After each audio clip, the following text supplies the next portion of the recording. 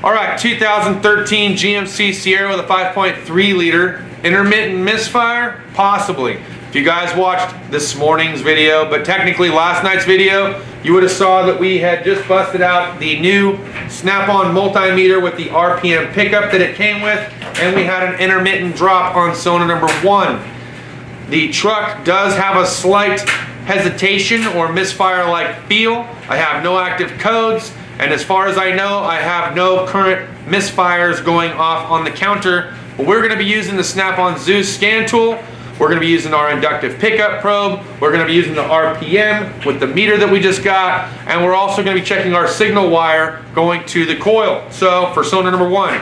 So let's see what we find and go from there. Any of you that have currently been diagnosticians for a minute, or that you have diagnostic channels, if you want to weigh in here with your thoughts and opinions, please feel free to do so. That being said, roll it. All right, so playing a little bit of at-home diagnostics. I got the Zeus hooked up for the ignition probe, which is the one that I have down there, and I just want to see what it does. I was trying to talk about it with Pauly, try to figure out what it was that I'm looking for, or what it is that I'm doing when I had this set up. But to be honest, the sun is going down and I'm running out of daylight. So before he could actually educate me on what it is that I'm doing, sorry Pauly, we're getting down and dirty, and we're just gonna shoot for the moon on this one and see what happens. I've never used this before, and I want to start incorporating it into my everyday diagnostic stuff. So let me grab my keys and we're gonna crank it over and see what the waveform looks like. I don't know what to expect yet.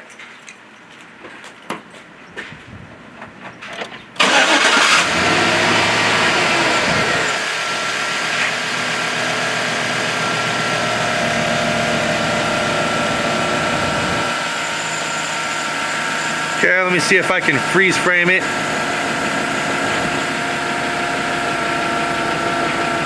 Come on, baby.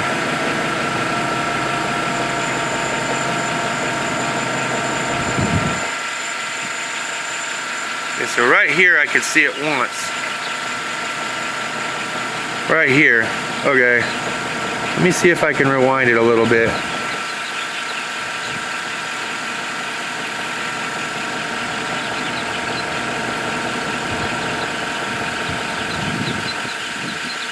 We're going to have to go a little bit frame by frame. There. Right there. You see that little intermittent drop? This is from yesterday. So if you guys remember, I was using... I'm going to screenshot this.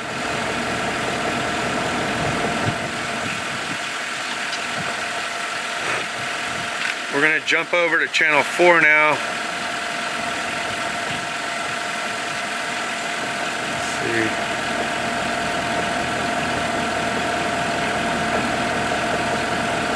Let me change my scale. Let me go 10 volt. Oh, there's something. 20 volt. Let's slow down the time here. 5 milliseconds. Is that gonna be too slow? There's a little tiny bump. Look at that. We're watching the RPM too. I don't know if you guys can see this, but as it's going through, then I have a sudden drop here. And right here, did you see that? See how it's dropping to 300 RPM, 400, 500? And I have no check engine light on right now. So I've got no check engine light anywhere on the dash.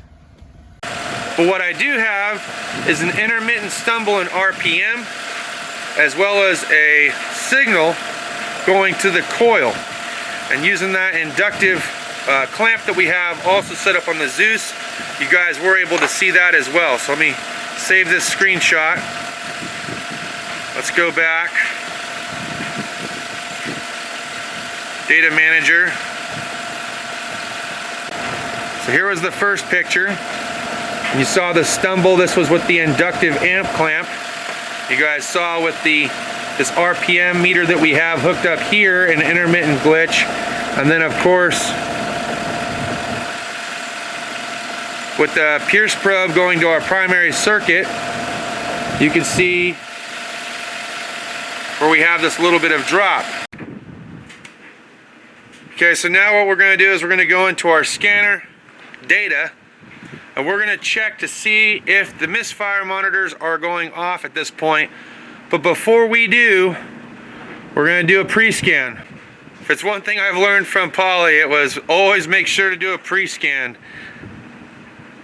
It's very beneficial because this way you can have anything saved prior to anything else that you're doing. Okay, so 0 codes in the engine. I suppose we can look at fuel trim. You guys probably want to see that. So here's bank 2. There's 1. Where's the other one?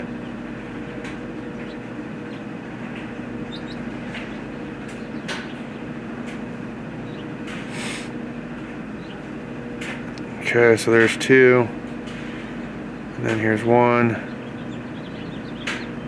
and then there's 2. Okay, so we have all of our fuel trims pulled up, long and short terms for both banks. We'll watch fuel trims and see what happens.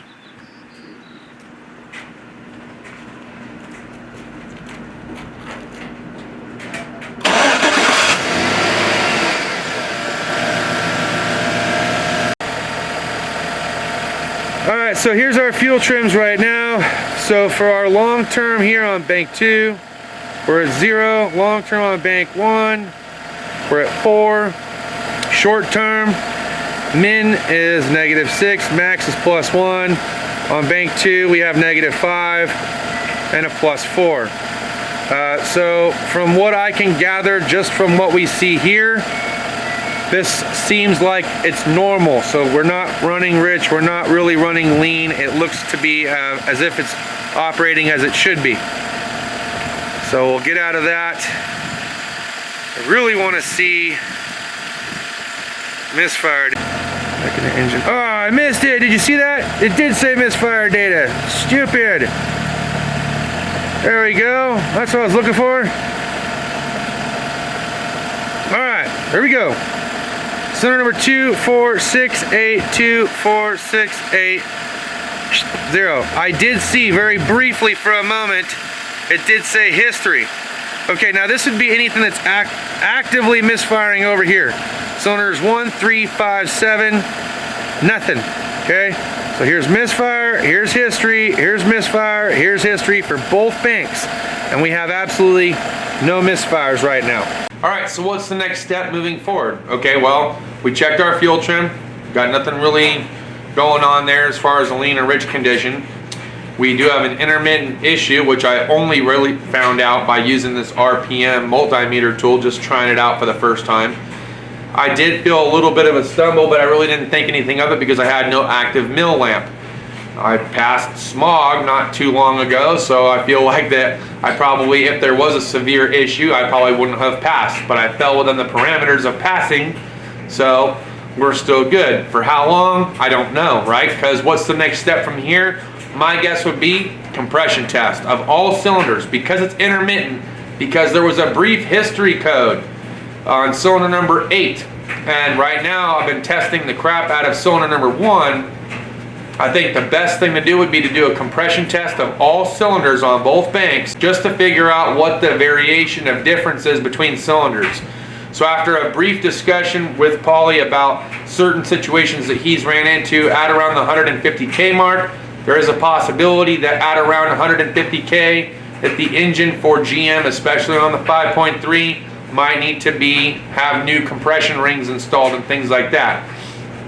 If that's the case, we got about 43,000 miles before that needs to happen. So, hey, this is all like, I'm using my personal vehicle as a cadaver to show you guys new and innovative tools that I have brought with me over to the dealership, that I've purchased for the dealership, and little tiny things that I'm teaching myself as I'm going through this and along the way.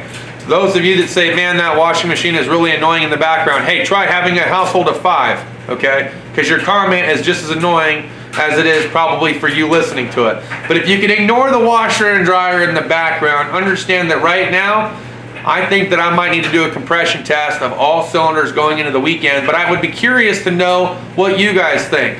Have you had any experience with intermittent misfires on a 2013 GMC Sierra with a 5.3? Have you found it to be more mechanical related or computer related? I'd like to hear your feedback. I appreciate it. I'd like to know what tests that I could possibly do going forward from here.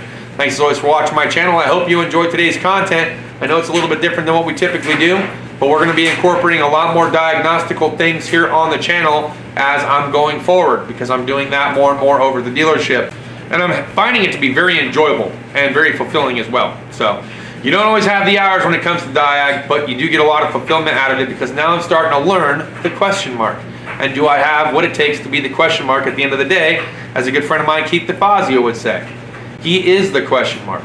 I want to be like him and many others, like Super Mario Diagnostics, like PJ, like Volt Drop Diagnostics, like Jarhead Diagnostics, like Pauly's Auto, like Pine Hollow Diagnostics. Okay, I've been watching a lot of these guys on YouTube lately, and it's free education. So if you guys are just getting into diagnostics or you want to get into diagnostics, check them all out, man. Really good channels.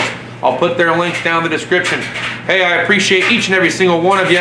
Thanks as always for watching my channel, and if you haven't checked out the Snap-on Diagnostics Facebook page, make sure to do so. I have asked Pauly to put together a series of videos setting up the Snap-on Zeus scope, so that way those of us like myself that are using the scope more and more on the Snap-on Zeus platform have some way of being able to get educated on how to properly set it up.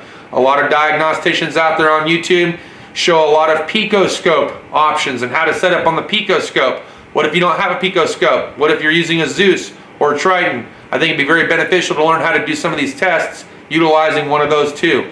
If you like today's content, make sure to smash the thumbs up on the way out the door. Be a bud, grab some suds as well. You can do so by chapping that little beer mug down in the bottom right hand corner. We appreciate it. We'll see you guys next time. Cheers and deuces.